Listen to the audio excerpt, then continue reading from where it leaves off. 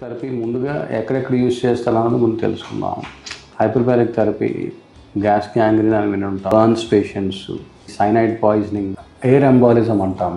ఈ అంటే సడన్గా యాక్సిడెంట్ ఏదైనా అయ్యి రక్తనాళాలకు సంబంధించిన ఇబ్బంది వచ్చి అలాంటి పేషెంట్స్ కానీ, ఊపిరితిత్తుల యొక్క hyper tension, pulmonary hyper tension అని, సికిల్ సెల్ చిన్నపిల్లల్లో ఇబ్బంది పడతాం, సికిల్ సెల్ క్రైసిస్ అంటాం. రక్తనాళాల యొక్క షేపు కొడవల షేప్లా వస్తాయి. అలాంటి వాళ్ళు కానీ బ్రెయిన్లో ఉండే యాబ్సెసెస్, ఇంట్రాక్రైనల్ యాబ్సెస్ అంటాం. రెస్పిరేటరీ ప్రాబ్లమ్స్ ఉన్న వాళ్ళకి, క్రానిక్ రెస్పిరేటరీ ప్రాబ్లమ్స్ ఉన్న వాళ్ళకి, సిఓపిడి పేషెంట్స్, ఇలా head injury patients, orthopaedics problems చూసుకుంటే కనుక ఆస్టియోమైలైటిస్ అంటే రెస్పాండ్ అవ్వని ఆస్టియోమైలైటిస్ అంటాం. అంటే రిఫ్రాక్టరీ ఆస్టియోమైలైటిస్ అంటారు. అక్యూట్ ఎంఐ అలాంటి పేషెంట్స్ వీళ్ళకి బాగా యూస్ఫుల్. చిన్నపిల్లల్లో చూసుకుంటే కనుక ఆటిజంలో కానీ ADHD అంటాం.